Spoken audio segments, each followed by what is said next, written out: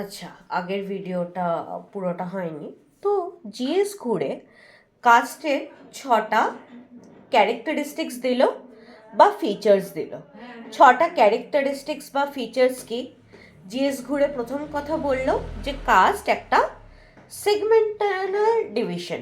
Segmental division মানে কি? মানে প্রত্যেকটা একটা আলাদা আলাদা সেগমেন্টে ভাগ করা আছে। এইটা ইম্পর্ট্যান্ট, হ্যাঁ, ক্যারেক্টারিস্টিক্সগুলো। তারপরে বলল কাস্ট একটা হায়ারার্কিয়াল ফিচার বা ফিনোমেনা।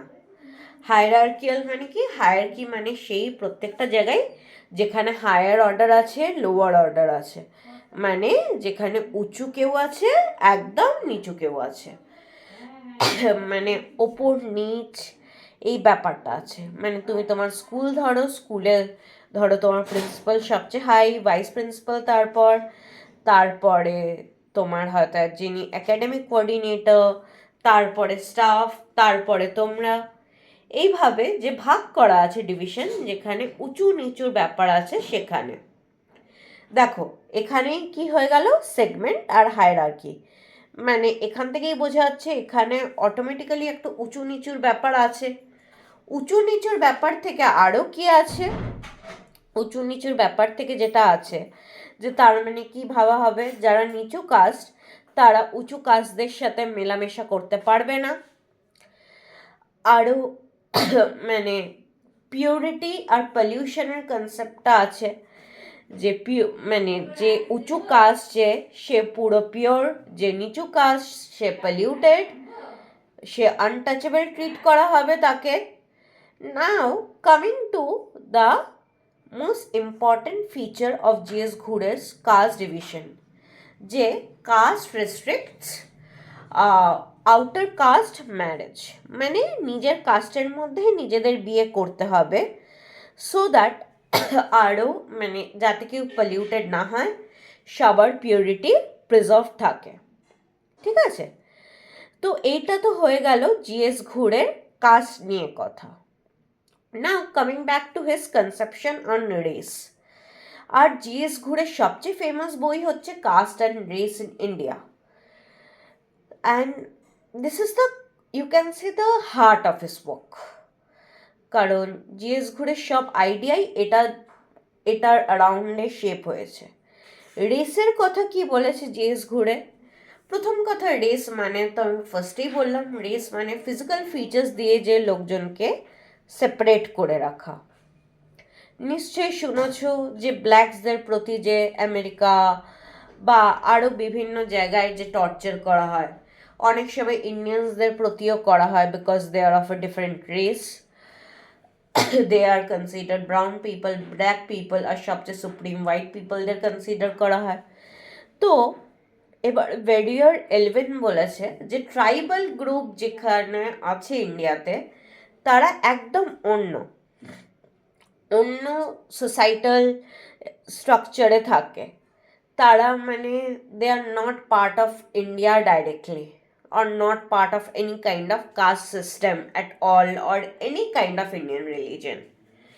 কিন্তু জিএস ঘুরে বলল যে না, সেটা কখনোই না, যে ট্রাইবালরা একদমই আইসোলেটেড, তারা ইন্ডিয়ার পার্ট না, তারা বহুদিন ধরে ইন্ডিয়ারই পার্ট।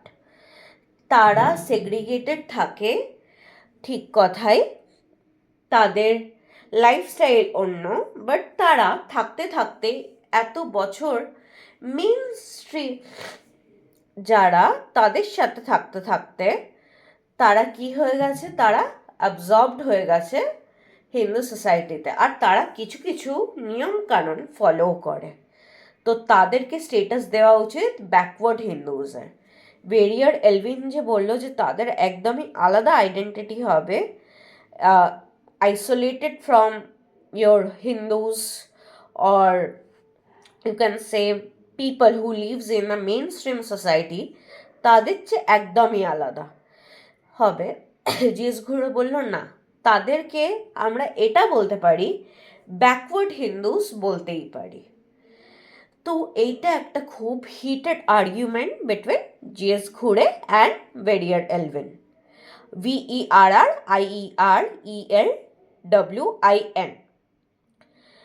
তো এইটা তো গেল জিএস ঘুরের মেন ওয়ার্ক। এরপরে ডিপি মুখার্জি কি বলল? ডিপি মুখার্জি ছিল লখনৌতে, ইউনিভার্সিটি অফ লখনৌতে।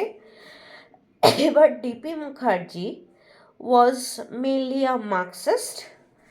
মার্কসিস্ট মানে কি, সে মানে বোঝাতে চেয়েছিল তার কাজের থ্রুতে যে change is the only way out, তাই না?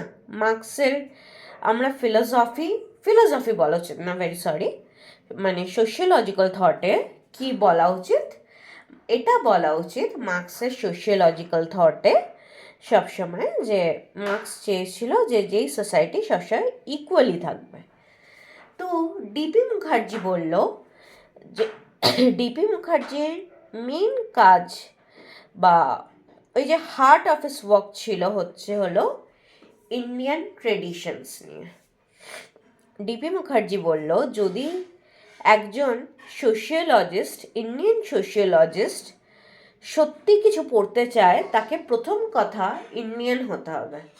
কারণ ইন্ডিয়ার যে এত ইউনিক ফিচার্স, ফোকওয়েজ, মোডস, নিয়ম কানুন সব কিছুই ইন্ডিয়া তাকে থেকে বুঝতে হবে। সে দূর থেকে বুঝে কিছু লিখে দেবে, একটা থিওরি দিয়ে দেবে, একটা একাডেমিক রাইটিং পাবলিশ করবে, সেটা কখনোই হবে না। তাকে সবসময় কি করতে হবে, তাকে সবসময় ইন্ডিয়ান হতে হবে। তো ডিপি মুখার্জি এবার কি বলল? ডিপি মুখার্জি বলল যে ইন্ডিয়ান ট্রেডিশনসকে আমাদের পড়া উচিত। এবার ইন্ডিয়ান ট্রেডিশনসের ডিপি মুখার্জির আরেকটাও মানে এটা খুবই একটা অসাধারণ, আর উনি খুব ফেমাস এই জন্যে ছিলেন যে শুধুমাত্র যে সোশিওলজি তা না, উনি প্রচুর সাবজেক্টের সাথে যুক্ত ছিলেন, কিন্তু সবচেয়ে বেশি প্রমিনেন্ট উনি যেটাতে ছিলেন সেটা হয়তো সোশিওলজি আর ইকোনমিক্সই। বাট তাছাড়া উনি মিউজিক নিয়েও কাজ করেছিলেন, সোশিওলজি অফ মিউজিক। আজ অবধি আমরা দেখি সোশিওলজি প্রচুর কিছু নিয়ে কাজ করে, ওটা ইকোনমি হোক, হিস্ট্রি হোক, জিওগ্রাফি হোক, পপুলেশন হোক, এমনকি মেডিসিন হোক, সব কিছু নিয়েই কাজ করছে। বাট এই ডান্স মিউজিকের ওপর সোশিওলজির কাজ খুবই লিমিটেড। তো কিন্তু DP Mukherjee one of the founding fathers way Indian সোশিওলজির। তো উনি তখনই সোশিওলজি অফ মিউজিক নিয়ে কাজ করেছিলেন। আর উনি